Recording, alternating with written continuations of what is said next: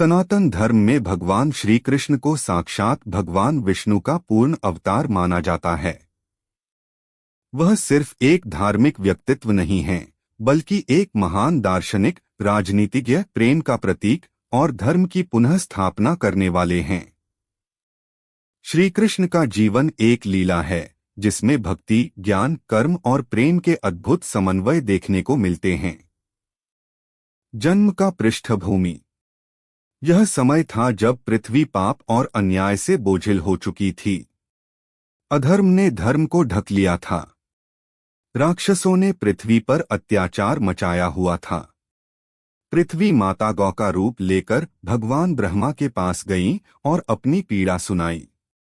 ब्रह्मा उन्हें लेकर भगवान विष्णु के पास क्षीरसागर गए। तब भगवान विष्णु ने वचन दिया कि वे स्वयं पृथ्वी पर अवतार लेंगे और अधर्म का विनाश करेंगे। कंस का अत्याचार।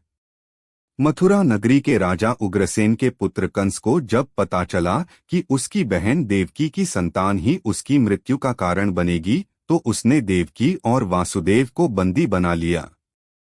उसने उनके 6 पुत्रों को एक एक करके मार डाला। 7वें गर्भ में बलराम थे, जिन्हें योगमाया ने रोहिणी के गर्भ में स्थानांतरित कर दिया। 8वां गर्भ श्री कृष्ण के रूप में स्वयं भगवान विष्णु ने धारण किया। कंस का अत्याचार। मथुरा नगरी के राजा उग्रसेन के पुत्र कंस को जब पता चला कि उसकी बहन देवकी की संतान ही उसकी मृत्यु का कारण बनेगी, तो उसने देवकी और वासुदेव को बंदी बना लिया। उसने उनके 6 पुत्रों को एक एक करके मार डाला। 7वें गर्भ में बलराम थे, जिन्हें योगमाया ने रोहिणी के गर्भ में स्थानांतरित कर दिया। 8वां गर्भ श्री कृष्ण के रूप में स्वयं भगवान विष्णु ने धारण किया। श्री कृष्ण का जन्म। भाद्रपद माह की कृष्ण पक्ष की अष्टमी तिथि को आधी रात के समय मथुरा के कारागार में श्री कृष्ण का जन्म हुआ। उस समय चारों ओर अंधकार छाया हुआ था, पर जैसे ही श्री कृष्ण का जन्म हुआ, वहां दिव्य प्रकाश फैल गया। भगवान ने अपने चतुर्भुज रूप में दर्शन दिए और कहा, हे वासुदेव, हे देवकी, अब मुझे गोकुल ले जाओ, नंद यशोदा के यहाँ मेरा पालन पोषण होगा। तब चमत्कार हुआ। कारागार के ताले अपने आप खुल गए, सैनिकों को नींद आ गई और यमुना नदी ने रास्ता बना दिया। वासुदेव ने श्री कृष्ण को टोकरी में रखा और गोकुल पहुंचकर यशोदा के पास छोड़ दिया। वहां यशोदा ने एक कन्या को जन्म दिया था, जिसे वासुदेव लेकर वापस आए। जैसे ही कंस ने उसे मारने का प्रयास किया, वह कन्या आकाश में उड़ गई और बोली, तुझे मारने वाला तो गोकुल में जन्म ले चुका है। गोकुल की बाल लीलाएं। पूतना वध। कंस ने श्री कृष्ण को मारने के लिए राक्षसनी पूतना को भेजा। वह सुंदर स्त्री का रूप धरकर आई और श्री कृष्ण को विषाक्त दूध पिलाने लगी। लेकिन भगवान ने उसके प्राण ही खींच लिए और पूतना का उद्धार कर दिया। शक्तासुर, तृणावर्त और अन्य असुरों का वध। बालकृष्ण ने शक्तासुर नामक राक्षस को केवल पैर की ठोकर से मार दिया। फिर तृणावर्त नामक राक्षस तूफान बनकर आया, लेकिन श्री कृष्ण ने उसकी गर्दन मरोड़कर समाप्त कर दिया।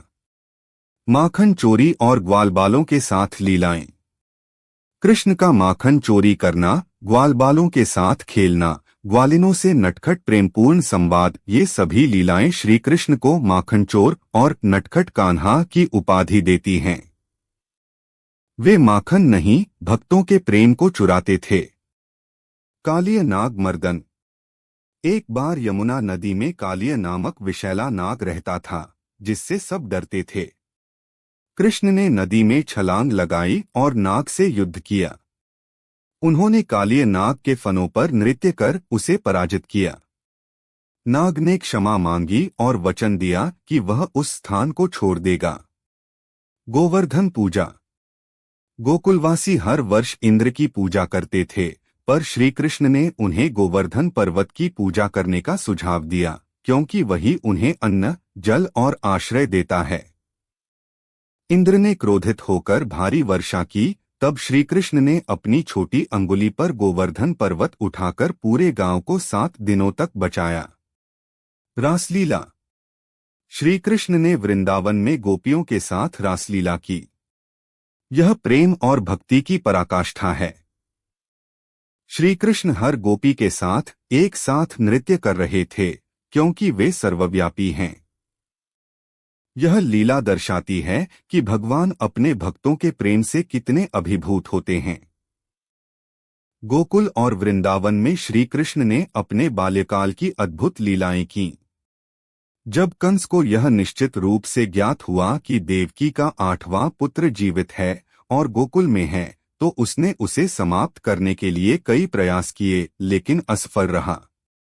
अंत में उसने एक योजना बनाई, धनुष यज्ञ का आयोजन कर श्री कृष्ण और बलराम को आमंत्रित किया। 2 अक्रूर का आगमन।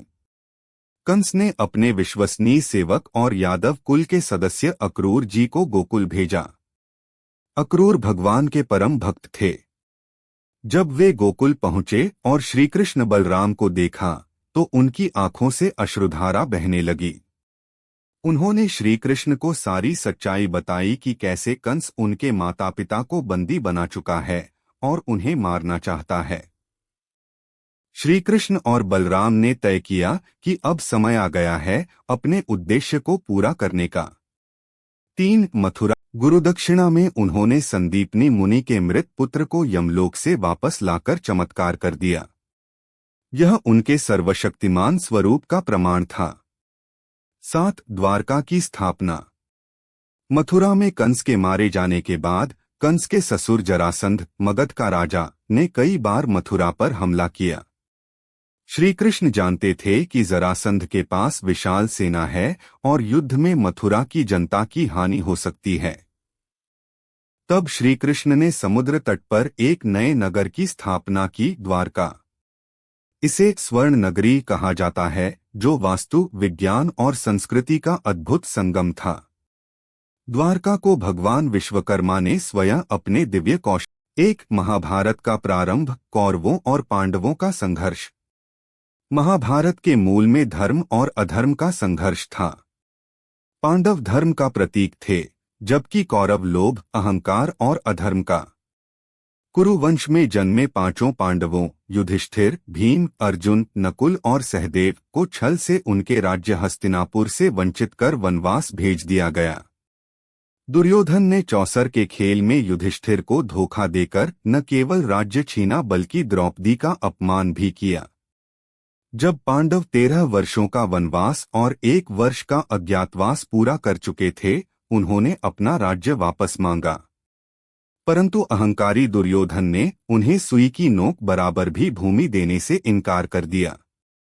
तब युद्ध अनिवार्य हो गया। 2 श्री कृष्ण की शांतिदूत रूप में भूमिका। युद्ध को रोकने के अंतिम प्रयास के रूप में पांडवों ने श्री कृष्ण को शांति दूत बनाकर हस्तिनापुर भेजा। वहां श्री कृष्ण ने सभा में दुर्योधन को समझाया। विदुर, भीष्म, द्रोण और अन्य विद्वानों से भी आग्रह किया कि युद्ध न हो। लेकिन दुर्योधन ने श्री कृष्ण के प्रस्ताव को नकारते हुए यहाँ तक कह दिया, मैं बिना युद्ध के पांडवों को सुई की नोक के बराबर भी भूमि नहीं दूंगा। इतना ही नहीं, उसने श्री कृष्ण को बंदी बनाने का प्रयास किया। तब श्री कृष्ण ने सभा में अपना विराट रूप दिखाया, जिससे सभी स्तब्ध रह गए।